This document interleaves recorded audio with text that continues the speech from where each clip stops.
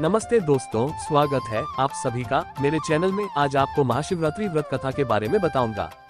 आप सभी को हमारा ये वीडियो कैसा लगा हमें कमेंट्स में जरूर बताएं।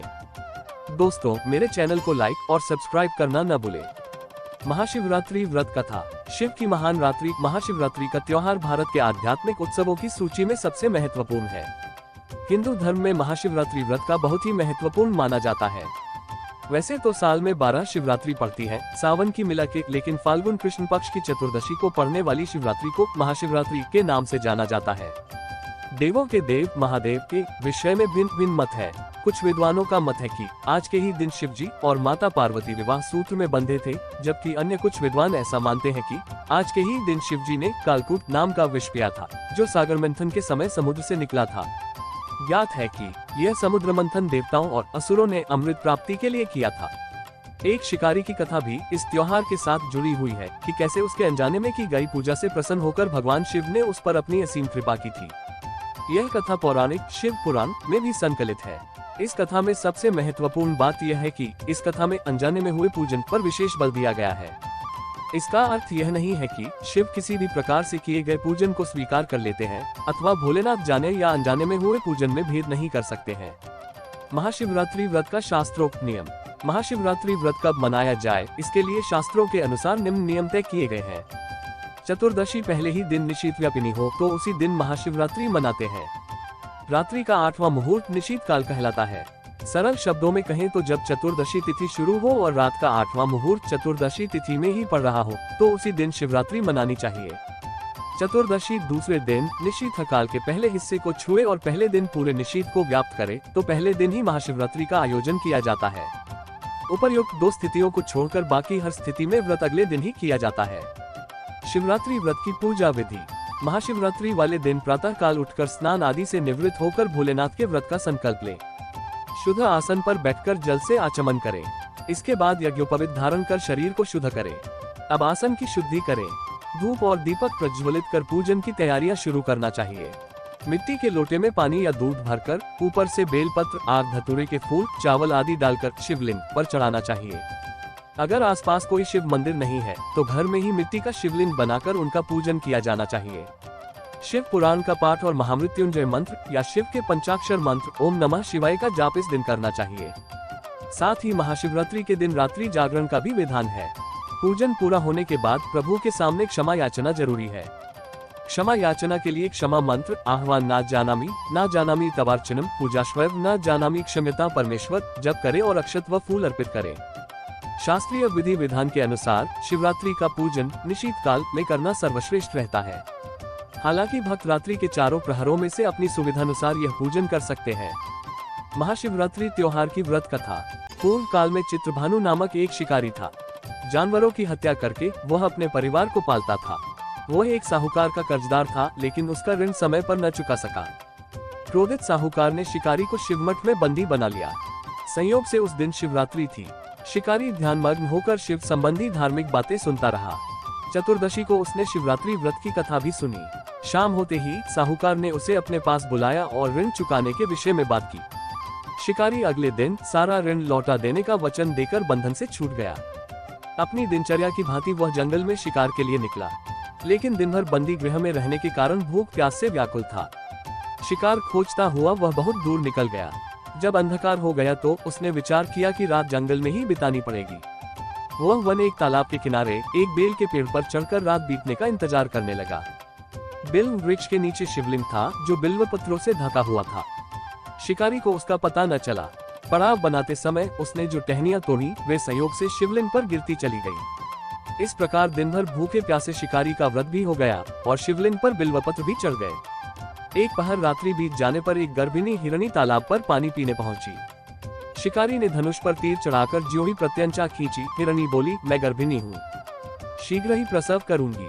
तुम एक साथ 2 जीवों की हत्या करोगे, जो ठीक नहीं है। मैं बच्चे को जन्म देकर शीघ्र ही तुम्हारे समक्ष प्रस्तुत हो जाऊंगी, तब मार लेना। शिकारी ने प्रत्यंचा ढीली कर दी और हिरणी जंगली झाड़ियों में लुप्त हो गई। प्रत्यंचा चढ़ाने तथा ढीली करने के वक्त कुछ बिल्व पत्र अनायास ही टूटकर शिवलिंग पर गिर गए। इस प्रकार उससे अनजाने में ही प्रथम प्रहर का पूजन भी संपन्न हो गया।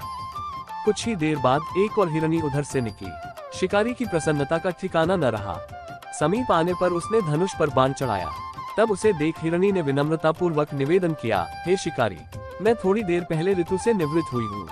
कामातुर विरहिणी हूँ, अपने प्रिय की खोज में भटक रही हूँ। मैं अपने पति से मिलकर शीघ्र ही तुम्हारे पास आ जाऊंगी। शिकारी ने उसे भी जाने दिया। 2 बार शिकार को खोकर उसका माथा ठनका। वह चिंता में पड़ गया। रात्रि का आखिरी पहर बीत रहा था। इस बार भी धनुष से लगकर कुछ बेलपत्र शिवलिंग पर जा गिरे तथा दूसरे प्रहर की पूजन भी संपन्न हो गई। तभी एक अन्य हिरणी अपने बच्चों के साथ उधर से निकली। शिकारी के लिए यह स्वर्णिम अवसर था। उसने धनुष पर तीर चढ़ाने में देर नहीं लगाई। वह तीर छोड़ने ही वाला था कि हिरणी बोली, हे शिकारी, मैं इन बच्चों को इनके पिता के हवाले करके लौटाऊंगी। इस समय मुझे मत मारो। शिकारी हंसा और बोला, सामने आए शिकार को छोड़ दूं, मैं ऐसा मूर्ख नहीं। इससे पहले मैं 2 बार अपना शिकार खो चुका हूँ। मेरे बच्चे भूख प्यास से व्यग्र हो रहे होंगे। उत्तर में हिरणी ने फिर कहा, जैसे तुम्हें अपने बच्चों की ममता सता रही है, ठीक वैसे ही मुझे भी है। शिकारी, मेरा विश्वास करो, मैं इन्हें इनके पिता के पास छोड़कर तुरंत लौटने की प्रतिज्ञा करती हूँ। हिरणी का दीन स्वर सुनकर शिकारी को उस पर दया आ गई। उसने उस मृगी को भी जाने दिया। शिकार के अभाव में तथा भूख प्यास से व्याकुल शिकारी अनजाने में ही बेल वृक्ष पर बैठा बेलपत्र तोड़ तोड़कर नीचे फेंकता जा रहा था। पौ फटने को हुई तो एक हृष्ट पुष्ट मृग उसी रास्ते पर आया। शिकारी ने सोच लिया कि इसका शिकार वह अवश्य करेगा। शिकारी की तनी प्रत्यंचा देखकर मृग विनीत स्वर में बोला, हे शिकारी, यदि तुमने मुझसे पूर्व आने वाली 3 मृगियों तथा छोटे छोटे बच्चों को मार डाला है तो मुझे भी मारने में विलंब न करो, ताकि मुझे उनके वियोग में एक क्षण भी दुख न सहना पड़े। मैं उन हिरनियों का पति हूँ। यदि तुमने उन्हें जीवन दान दिया है तो मुझे भी कुछ क्षण का जीवन देने की कृपा करो। मैं उनसे मिलकर तुम्हारे समक्ष उपस्थित हो जाऊंगा। मृग की बात सुनते ही शिकारी के सामने पूरी रात का घटनाचक्र घूम गया। उसने सारी कथा मृग को सुना दी। तब मृग ने कहा, मेरी तीनों पत्नियां जिस प्रकार प्रतिज्ञाबद्ध होकर गई हैं, मेरी मृत्यु से अपने धर्म का पालन नहीं कर पाएंगी। अतः जैसे तुमने उन्हें विश्वास पात्र मानकर छोड़ा है, वैसे ही मुझे भी जाने दो।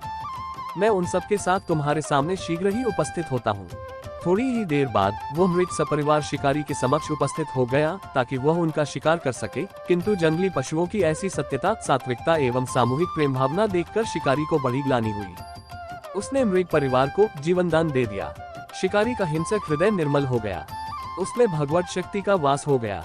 अपने परिवार के कष्ट का ध्यान होते हुए भी शिकारी ने मृग परिवार को जाने दिया। अनजाने में शिवरात्रि के व्रत का पालन करने पर भी शिकारी को मोक्ष की प्राप्ति हुई। जब मृत्यु काल में यमदूत उसके जीव को ले जाने आए तो शिवगणों ने उन्हें वापस भेज दिया तथा शिकारी को शिवलोक ले गए।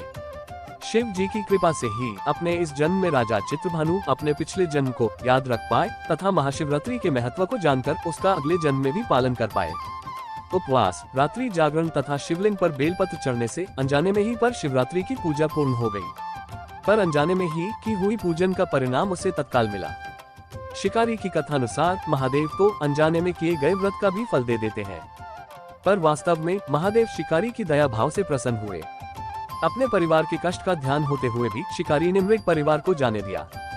यह करुणा ही वस्तुतः उस शिकारी को उन पंडित एवं पुजारियों से उत्कृष्ट बना देती है जो कि सिर्फ रात्रि जागरण, उपवास एवं दूध, दही एवं बेलपत्र आदि द्वारा शिव को प्रसन्न कर लेना चाहते हैं। इस कथा में सबसे महत्वपूर्ण बात यह है कि इस कथा में अनजाने में हुए पूजन पर विशेष बल दिया गया है। इसका अर्थ यह नहीं है कि शिव किसी भी प्रकार से किए गए पूजन को स्वीकार कर लेते हैं अथवा भोलेनाथ जाने या अनजाने में हुए पूजन में भेद नहीं कर सकते हैं। वास्तव में वह शिकारी शिव पूजन नहीं कर रहा था। इसका अर्थ यह भी हुआ कि वह किसी तरह के किसी फल की कामना भी नहीं कर रहा था। उसने मृग परिवार को समय एवं जीवन दान दिया जो कि शिव पूजन के समान है। शिव का अर्थ ही कल्याण होता है। उन निरीह प्राणियों का कल्याण करने के कारण ही वह शिव तत्व को जान पाया तथा उसका शिव से साक्षात्कार हुआ। परोपकार करने के लिए महाशिवरात्रि का दिवस होना भी आवश्यक नहीं है। पुराण में 4 प्रकार के शिवरात्रि पूजन का वर्णन है। मासिक शिवरात्रि, प्रथम आदि शिवरात्रि तथा महाशिवरात्रि।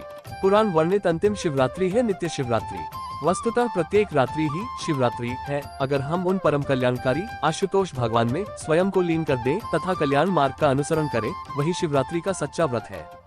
दोस्तों, हम फिर मिलेंगे नई कहानी के साथ। दोस्तों, आज का ये वीडियो आप सभी को कैसा लगा मुझे कमेंट्स में जरूर बताएं और साथ ही साथ मेरे चैनल को लाइक और सब्सक्राइब करना न भूलें। Thank you friends.